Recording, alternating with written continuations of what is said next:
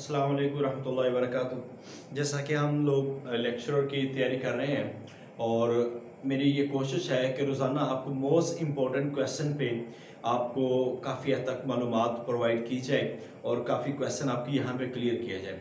चूँकि सुनने से इंसान काफ़ी हद तक इल्म हासिल करता है और वो याद भी रहता है, इसलिए वीडियो को तवज्जो से सुना करें और इसको आप जो पॉइंट्स हैं वो लिख लिया करें। यहाँ पे हो सकता है मैं जल्दी जल्दी कुछ क्वेश्चन भी बोलता हूँ, उसकी वजह ये होती है कि मुझे थोड़े से वक्त में काम काफ़ी ज़्यादा करवाना होता है। इस वजह से मेरी ज़्यादा कोशिश है कि आपको ज़्यादा से ज़्यादा MCQs आपको करवा दिए जाए। तो काइंडली हमारे चैनल को सब्सक्राइब करके दूसरों के साथ शेयर करें और कमेंट्स भी किया करें कि क्या क्या चीज़ें इसमें मज़ीद होनी चाहिए। बकाया अगर कोई नए लोग हैं वो टेस्ट सेशन के टेस्ट देना चाहते हैं तो वो भी लाजमी कॉन्टेक्ट कर लें। हमारे पास नोट्स और टेस्ट सेशन सारे अवेलेबल हैं। तो ज़रा देखते हैं, आज हम कुछ क्वेश्चन यहाँ पे लेके आए सीरत नबी सल्लल्लाहु अलैहि वसल्लम के हवाले से। ये अहम क्वेश्चन है, वो आपको यहाँ पे मैं बोलता जाऊंगा और डिस्कस करते जाएंगे इंशाल्लाह ताला। सबसे पहले मैं यहाँ पे कुछ क्वेश्चन छोड़ के मैं कुछ क्वेश्चन यहाँ पे बात कर रहा हूँ कि आका अलैहिस्सलाम कितनी उम्र में अपनी वालदा मोहतरमा के साथ यसरब का सफ़र किया है। तो आप सल्लल्लाहु अलैहि वसल्लम ने 6 साल की उम्र में यसरब का सफ़र किया और यसरब में आपका जो क़याम है वो 1 माह तक है। और आप मदीना से वापसी पर आप सल्लल्लाहु अलैहि वसल्लम की वालदा मोहतरमा हज़रत आमिना रज़ियल्लाहु ताला अन्हा का जो इंतकाल है वो मुकाम अबवा पे हुआ है। ये चीज़ें आपने याद रखती जाना है। वालदा माहिदा के इंतकाल के बाद मुकाम अबवा से आपको वापस मक्का कौन लाया था? तो उम्मे ऐमन आपको वापस लाई थी। दादा की वफ़ात के बाद वक्त आपको पता है 8 साल उम्र थी। वालदा की वफ़ात के वक्त आका अलैहिस्सलाम की 6 साल उम्र मुबारक थी। तो कितनी उम्र में आपने अपने चचा के साथ पहला सफ़र किया? याद रखिए ये 2 सफ़र हैं। तो पहला सफ़र आपने किया है वो 12 साल की उम्र में किया है। हरबे फुजार के वक्त आका अलैहिस्सलाम की उम्र कितनी थी? आप सल्लल्लाहु अलैहि वसल्लम के हरबे फुजार के वक्त 15 से 20 यानी कि इस दौरान में आपकी उम्र थी। तो वैसे 15 जो अब इसका ज्यादा आता है। हरबे फुजार में कुरैश का अलमदार कौन था? हर्ब बिन उमैया। हरबे फुजार में आपको पता है ये 4 लड़ाइयां थी और इसके बारे में हम डिटेल से बात कर चुके हैं। जो फाजरों की जंग है इसको हरबे फुजार इसलिए कहा जाता है।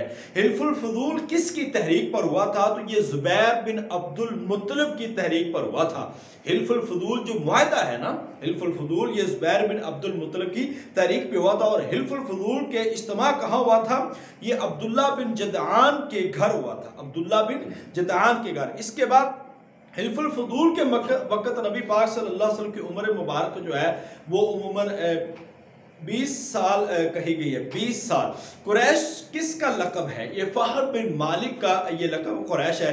इलाफ बरादरान किसके बेटे थे? इलाफ बरादरान जो है ये अब्दे मुनाफ के बेटे थे। ये आपने ध्यान में रखना है। अब्राह, अच्छा यहाँ पे ना लोग एक गलती करते हैं। अब्राह को समझते हैं कि ये शायद हबशा का बादशाह था। हबशा का जो बादशाह होता था ना उसका लक़ब होता था नजाशी।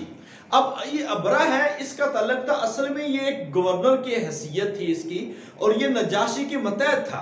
तो ये यमन का इलाका है, सना के अंदर रहने वाला है, यमन का इलाका है। वहां का ये बादशाह था यानी कि गवर्नर था जिसने बैतुल्लाह पे हमला किया था। तो ये अब्रा उसके हवाले से असहमा, वो नजाशी उसका असल नाम है असहमा, ये याद रखना, वो हबशा का बादशाह था। तो अक्सर लोग यहाँ पे हबशा लगा देते हैं। साल में 2 मरतबा तजारती काफिलों का जो रिवाज है वो किसने डाला था? वो हाशिम ने साल में 2 तजारती काफिलों का रिवाज डाला था। हलीमा सादिया के बेटे का नाम क्या था? हलीमा सादिया रज़ियल्लाहु ताला अन्हा वो नबी पाक सल्लल्लाहु अलैहि वसल्लम की रज़ाए वालदा मोहतरमा है, रज़ाई वालदा मोहतरमा है। तो उनके बेटे का, अपने बेटे का नाम था अब्दुल्ला। हरबे फुजार के मार्के मैं आपको बता चुका हूं कि हरबे फुजार के जो मार्के हैं वो 4 हुए हैं और हरबे फुजार में जो कुरैश का सिपह सलार था वो हर्ब बिन उमैया था। हर्ब बिन उमैया हरबे फुजार में कुरैश का सिपह सलार था। हजरत अब्बास रज़ियल्लाहु ताला अन्हु ने कफालत किसकी की थी? हजरत अली मुर्तदा रज़ियल्लाहु ताला अन्हु की।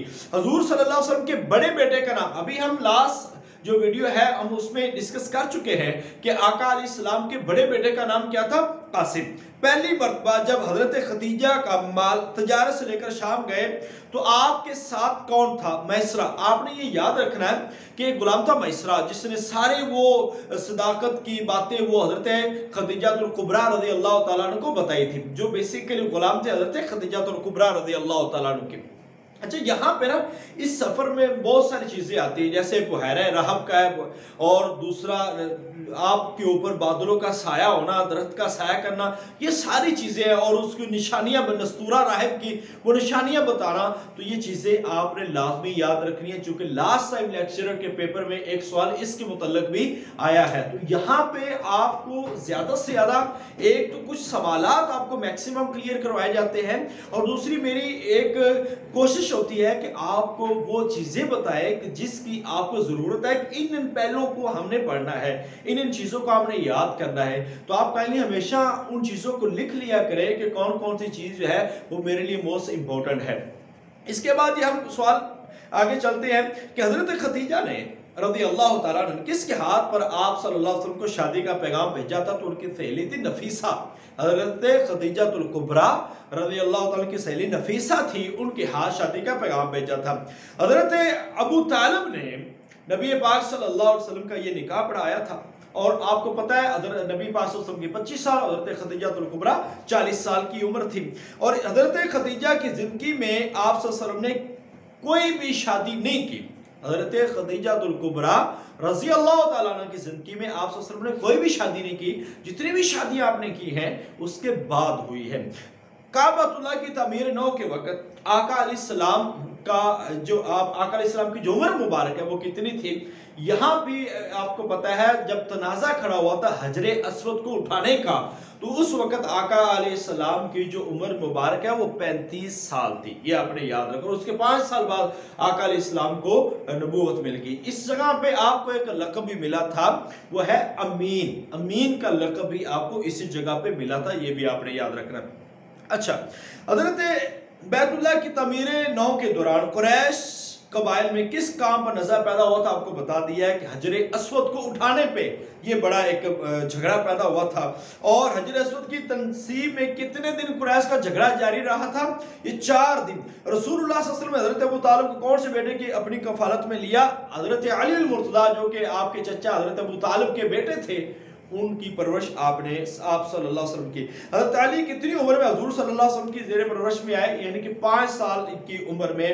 تو یہ کویسچن ہے، اور کچھ اور مزید آپ سے یہاں پہ ہم ڈسکس کر لیتے ہیں کہ اولاد اسماعیل اصل میں یہ بنو جرم سے تھی، اور اسی سے حضرت اسماعیل علیہ السلام کی اسی خاندان میں شادی ہوئی تھی، اور وہیں سے آگے سارے کے سارے جو قریش ہے، یہ قبائل ہے اور مکہ ہے، وہ آباد ہوا تھا۔ نبی پاک صلی اللہ علیہ وسلم کی رضائی ماؤں کا نام حضرت ثوبیہ، حضرت حلیمہ سعدیہ رضی اللہ تعالیٰ عنہ ہے، اور نبی پاک صلی اللہ علیہ وسلم کا سلسلہ نسب کن انبیاء سے ملتا ہے؟ حضرت اسماعیل سے آگے حضرت ابراہیم علیہ السلام سے۔ نبی پاک صلی اللہ علیہ وسلم کے دادا اور دادی کا نام، دادا کا نام تھا عبد المطلب بن ہاشم، اور دادی کا نام تھا فاطمہ بنت عمر، اور یہ دادا نے آپ کا نام جو رکھا تھا وہ محمد تھا، اور والدہ نے جو نام رکھا تھا وہ احمد تھا۔ تو حضرت حلیمہ کے قبیلہ اور بستی کا نام کیا ہے؟ قبیلہ بنو سعد۔ حضرت حلیمہ سعدیہ کا قبیلہ بنو سعد تھا، اور گاؤں کا نام بادیہ بنی سعد تھا، آج کل اسے الشحطہ کہتے ہیں۔ تو یہ کچھ کویسچن تھے کہ جو آپ کو اس ویڈیو میں ہم نے کروائے، اور 40 سے 45 کویسچن ہے، اس کو بھی یاد کرنا ہے، اور کوشش کریں کہ اس کے ساتھ ساتھ مزید کویسچن جو ہے وہ بھی آپ حل کریں۔ تو اسی کوشش میں لگے رہے، باقی وقت آئے گا انشاءاللہ تعالی، اور آپ لوگ ورک کریں گے، اور انشاءاللہ تعالی آنے والے وقت میں آپ کا ایگزام بھی بہت قریب ہے، تو اس کی تیاری کرتے رہیں، امید رکھیں اللہ پہ، اللہ کی رحمت پہ، انشاءاللہ تعالی آپ لوگ ہی بیسٹ ہیں، اور آپ لوگ ہی آگے بڑھیں گے، اور اللہ اپنی رحمت کے سائے رکھے گا۔ السلام علیکم ورحمۃ اللہ وبرکاتہ۔